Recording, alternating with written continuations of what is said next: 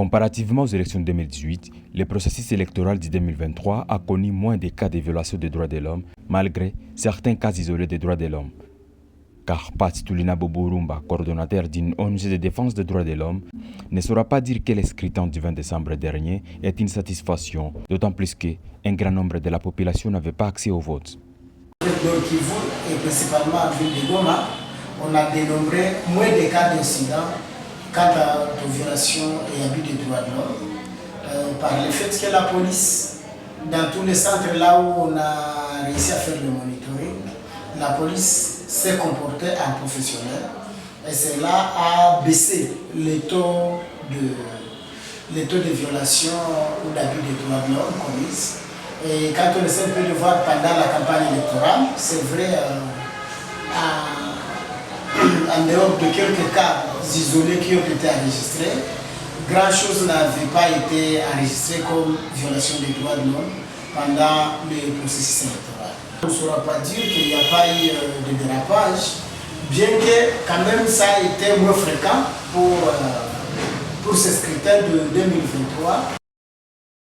Le vote est un droit et un devoir civique, raison pour laquelle la centrale électorale doit trouver une solution propice, ajoute-t-il. Normalement, le vote, c'est un droit et un devoir civique.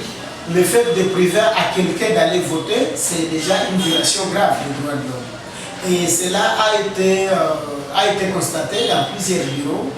Et avec ça, ça a été des cas de violation des droits de l'homme. Et donc, nous demandons à la CENI de bien vouloir corriger toutes ces erreurs dans les jours qui suivent. Parce qu'avec ça, cela risque de décourager les gens qui devraient aller voter. Or, c'est un droit. Le vote, c'est un droit et un devoir civique. Tout en appelant la population à la vigilance, Karpat Tulinabo appelle les politiciens à se fier aux résultats qui seront publiés par la CENI et la contestation doit se faire à la Cour constitutionnelle. Par ailleurs, il demande à la CENI de ne publier que les résultats ici désirés.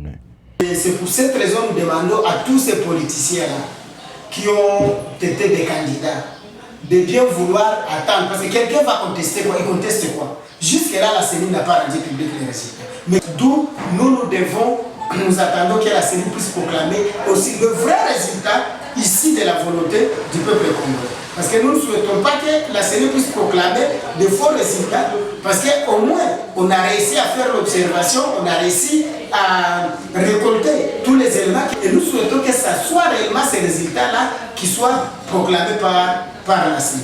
Téné, le président de la CENI, Denis Kadima, a récemment indiqué qu'il n'est pas exclu d'annuler certains résultats des votes du 20 décembre dernier.